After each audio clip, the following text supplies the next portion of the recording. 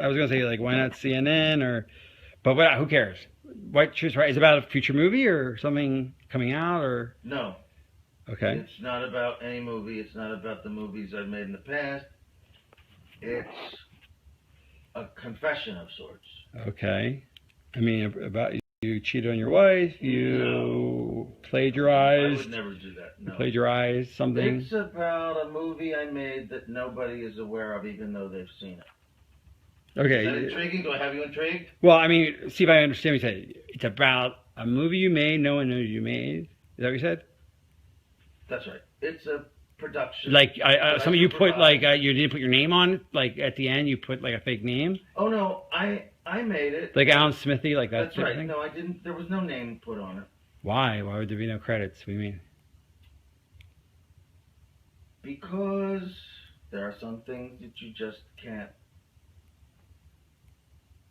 put your name on. Okay. I perpetrated a huge fraud, which I am now about to detail, Okay. involving the United States government and NASA. All right. And I'm sure you've heard the rumors.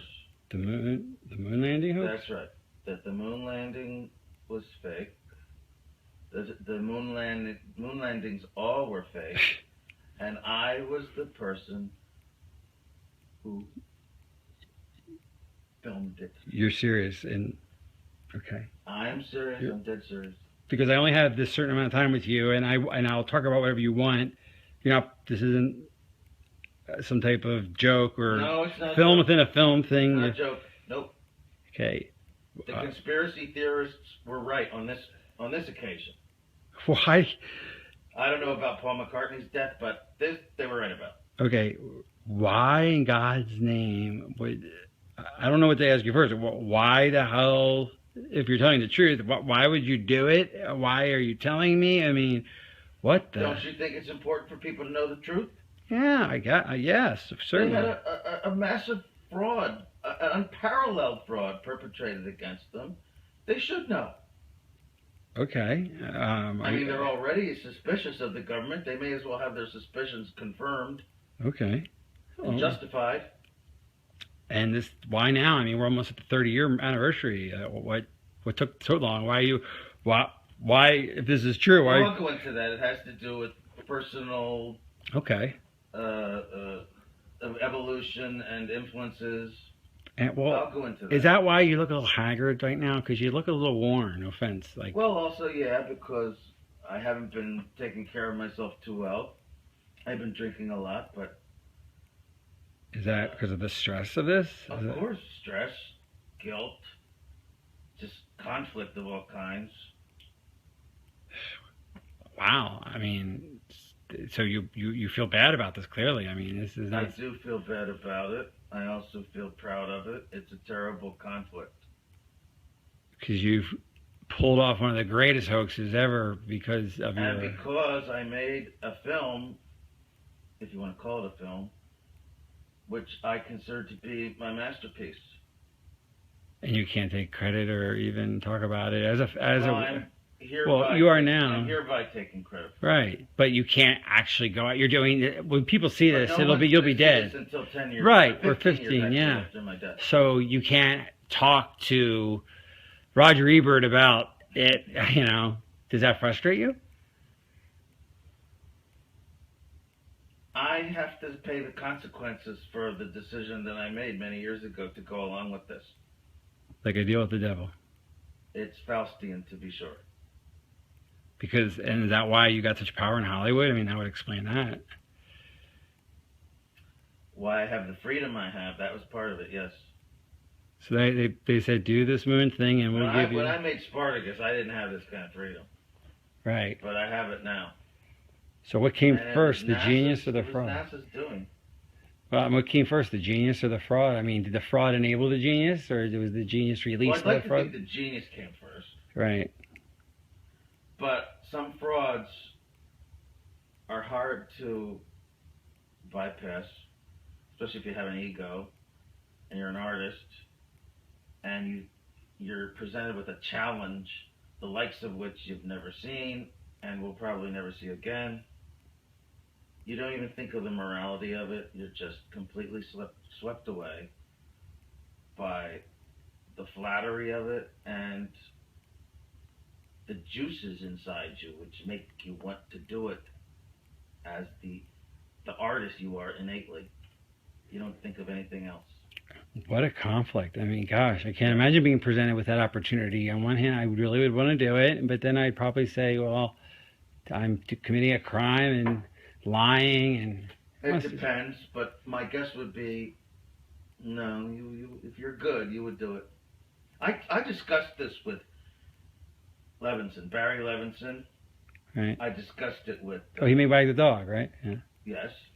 Spielberg, of all people, believe it or not, yes. So wait, Wag the Dog... Coppola, Scorsese, even Woody Allen I discussed. There isn't one of them who wouldn't do this. Right. And did that... So Barry Levinson must have been influenced by this whole... He must have known, so that's... Wag the Dog is about this whole idea. I mean, that's why... The character was named Stanley. Right. And he gets killed at the end because he demands credit. Tell me about the making of it. So, was it difficult? I mean, committing the greatest fraud, I don't know what you want to call it. I'm not saying it's a... Okay. A lot about that at the time. I know, so I'm not making a moral judgment, but making this huge, ambitious, technical faux landing, was it harder than 2001? Was it very difficult? I mean, what was the experience like? Artistically, practically, emotionally, what was it like? Nothing was harder than 2001. So 2001 was harder than faking the moon landing? It actually was. Because you learned things on 2001 and... Yes. I mean, 2001 was very ambitious. And that's not to say that faking the moon landing was not ambitious. But, yeah, I learned things making 2001, which is why I got this gig in the first place, right? Right. Right, that makes sense.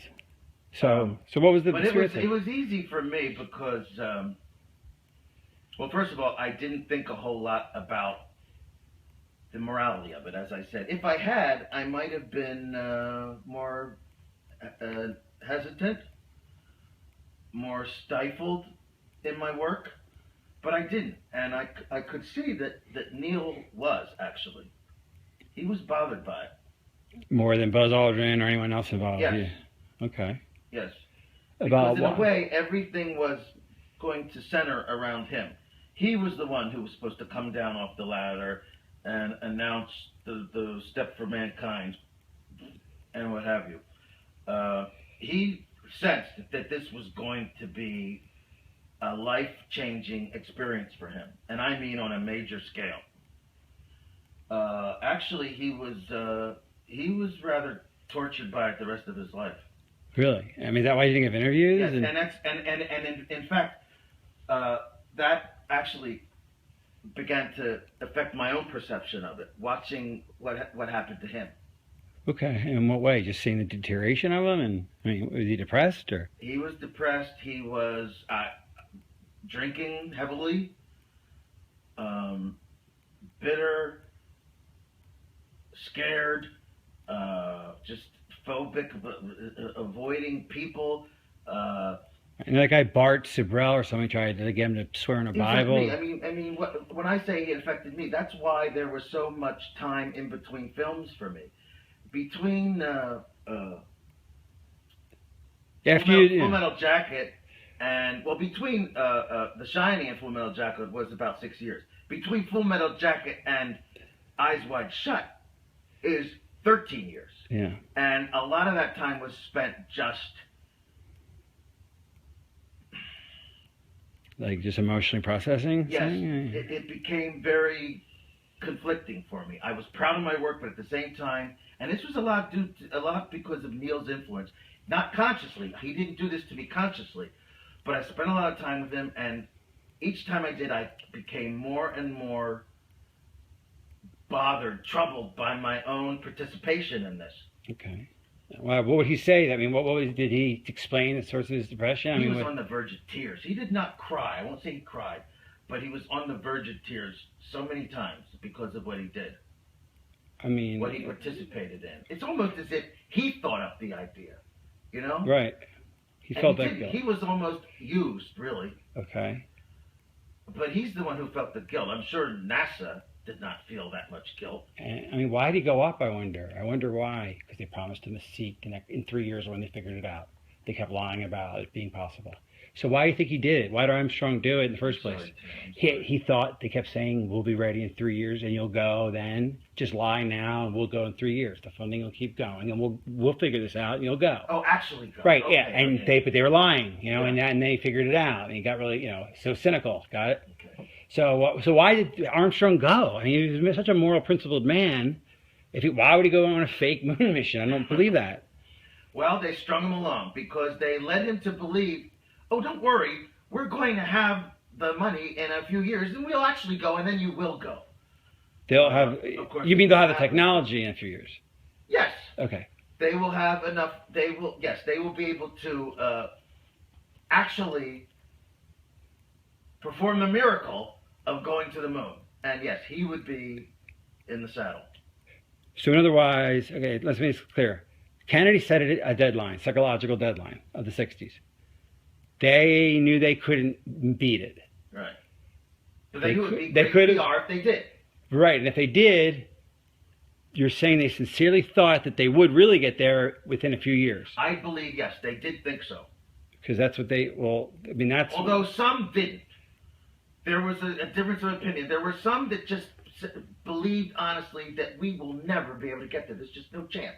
That Werner and I used to have coffee in the mornings, and he was like, there's no fucking way. Even Werner von All right. Braun. So keep going with that. Some people didn't believe that you could go even. Well, Werner von Braun, of course, didn't. The director didn't think so. The man was just too brilliant. He knew that we couldn't do it. Yeah. So, okay, I'm talking about a guy working on two lost causes, the Nazism and the quest for the moon. I mean, he really did, and he didn't tell them. I mean, did he ever tell them? Did he tell NASA? Did he tell the president we can't go? I mean, he must have been broke the news. He was very old, of course, at the time, and a lot of people just dismissed him. Younger, more ambitious people, some of them really thought we could get there. Right.